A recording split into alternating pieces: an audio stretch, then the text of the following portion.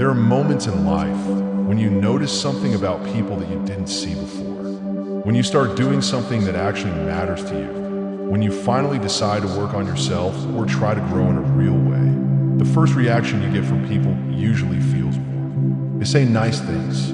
They sound supportive. It seems like everyone is happy for you. And in those early moments, it's easy to believe that their reactions are genuine and that they truly care about your progress. But as time passes, you begin to see a pattern you can't ignore. The way people respond to your journey changes, and those changes tell you more about them than you ever asked to know. Today we're going to take a calm look at that pattern. Why people act supportive in the beginning, why their behavior shifts when your effort becomes real, and what all of this quietly reveals about the way people really are. Welcome to the Glitch Cult, where we look at the parts of life most people avoid thinking about.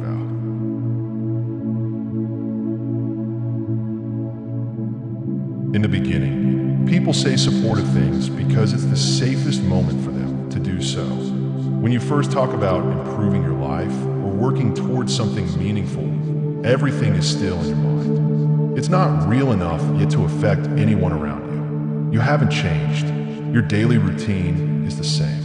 Your identity is the same. Nothing about you creates pressure or discomfort. And because nothing is certain, people feel comfortable giving you polite encouragement. They say things like, "That's good," or "I'm happy for you," or "Keep going." Those words sound genuine, and sometimes they even motivate you. But if you look closely, you would notice something. None of those words carry belief. They carry politeness.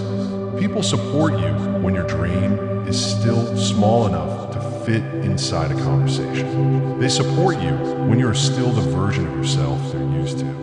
At that stage, their support costs them nothing. In the early phase, everything is hypothetical. If you say you want to build something, learn something, change yourself, or chase a dream, they don't actually picture you achieving it. They assume it will stay as an idea, just like the ideas most people talk about.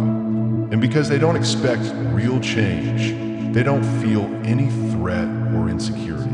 They can easily say nice things because those words won't require them to adjust how they see you later. It's also easier for people to support the beginning because beginnings don't force them to confront their own choices. When you're just starting, you're still one of them. You're still at the same level, thinking about possibilities instead of living them. So their compliments aren't tied to your potential.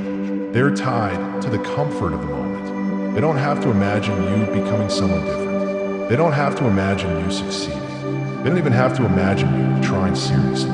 They simply respond to the idea. Another part of the illusion is that people often speak from habit. Saying encouraging things is a socially accepted gesture. It's what people think they should say. But habit is not the same as belief. Habit is automatic. Belief requires depth. Most early support is automatic. It's just the way people fill the space in a conversation when someone talks about doing something new. And deep down, many people don't really want you to change too much. Not because they dislike you, but because your growth would change the balance in the relationship. If you succeed, they would have to see you differently. They might have to face their own stagnation or their own unrealized potential. That's uncomfortable. So in the beginning, when nothing is real yet, their support comes freely because it keeps everything emotionally easy for them. That's why early support feels warm, but disappears quickly. It was never built on belief. It was built on the assumption that nothing will actually change. People encourage you at the start because it's the only stage where encouragement doesn't require them to confront anything inside themselves. And once your effort becomes real, the illusion breaks.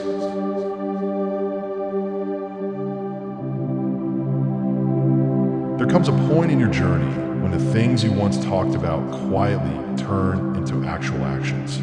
You're no longer just thinking about improving your life or dreaming about doing something meaningful. You're actually doing it. You're showing up, you're consistent, and your choices start reflecting something deeper than casual interest. And it's around this point that people's behavior begins to shift in ways you didn't expect. When effort becomes real, it creates a different kind of atmosphere. The people who once had something to say now have less to say. The same people who once encouraged you begin responding with shorter, quieter reactions. Nothing dramatic, just a slow fading of interest. It's not because they suddenly dislike you. It's because your effort changes how they see everything around you, including themselves. In the early phase, your dreams don't feel serious to anyone. They were easy to talk about. They didn't require anyone to think. But when you start acting on them, your choices gain weight. Your progress shows that you're not just talking anymore. You're actually moving. And that movement makes people look at their own lives, sometimes without meaning to do it. They compare. They question. They notice the gap between what they once planned to do and what they actually did. This comparison isn't always conscious. It's not something they choose to feel. It's just something that happens when they see you trying consistently. Your effort becomes something they can't ignore. It highlights the fact that you're willing to keep going even when it's not exciting anymore. And that reminder can create discomfort because it shows them a version of effort they haven't practiced in their whole life. As you stay consistent, they become less involved in your journey. They don't ask the same questions they asked at the start. They don't show the same curiosity. They may even pretend they didn't remember what you were working on. It's easier for them to disconnect than to stay close to something that reminds them of their own lack of movement. Another quiet shift happens too. People start treating your effort with less enthusiasm because your growth no longer fits into their image of you. They knew the version of you who talked about change, not the version who committed to it. And when you evolve, it creates a distance. They don't know how to relate to this new version. They don't know how to respond to someone who's taking themselves seriously. Your effort also removes the illusion that things will stay simple. Once you start doing the real work, it becomes clear that your journey is not a temporary mood or a passing idea. It's something you're building. And when people realize this, they step back because being close to someone who is actively trying demands a level of emotional involvement they aren't ready for. In the end, what changes is not you, it's their comfort. Your consistency disrupts the balance they had with you. It forces them to look at themselves, and they don't want that. They would rather fade into the background than stay close to something that challenges their understanding of what effort looks like. This phase quietly shows you who can handle growth around them and who prefers to stay where things feel unchanged. And it becomes clear that the shift was never about your journey being wrong. It was about your effort becoming real.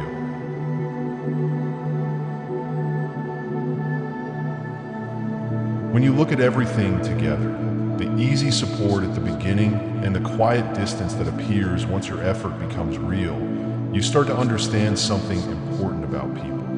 Most individuals are not intentionally fake or cruel. They're simply not as invested in your journey as their early words made you believe. Their reactions reveal more about their inner world than about your goals or your worth. What becomes clear is that people often react based on what keeps them comfortable. When your goals are just ideas, they can encourage you without feeling anything. When your effort becomes real, they step back because it brings up thoughts they would rather avoid. And when you don't succeed, or when your progress slows, they settle into a sense of relief because everything remains familiar and predictable. These shifts show you that their interest was never rooted in genuine care. It was rooted in convenience. The truth is that many people care only in moments where caring costs them nothing. They care when it means nodding along, offering light encouragement, or appearing supportive in a social sense. They don't necessarily care about who you are becoming or what you're trying to build. They care about how your journey makes them feel about their own life. And when your growth forces them to confront their own frustrations or missed opportunities, they quietly step away because staying present would mean facing those uncomfortable thoughts. You also begin to notice that people often reserve their real attention for visible success. When results appear, when you actually achieve something, they suddenly reconnect. They praise you again. They show interest. They act like they were part of your journey all along. But this sudden attention has nothing to do with your effort. It's based on what your achievement represents to them. Your success becomes a marker they can respond to. It becomes something they can talk about, share, or associate with. People show interest when your results are undeniable, because results allow them to admire you without having to question themselves. This pattern reveals something simple. Most people don't truly engage with someone else's growth unless it benefits their own self-image. They don't dislike you when you try. They just don't think deeply about you at all. They move in and out based on what feels comfortable or convenient. Their presence is not a reflection of your value. It's a reflection of what makes their life feel balanced. Understanding this doesn't need to make you bitter. It actually makes things clearer. It helps you stop expecting depth from people who are never capable of offering it. It helps you see that real support is rare, and it's quiet, steady, and often unnoticed until much later. And it helps you rely less on external reactions because you realize that most of them were never about you to begin with. In the end, this whole experience teaches you something about human nature. People are often kind, but not deeply invested, encouraging, but not committed, present, but only when it feels easy. And once you understand that, their behavior stops surprising you because you see it for what it is, just another part of how people protect their own comfort.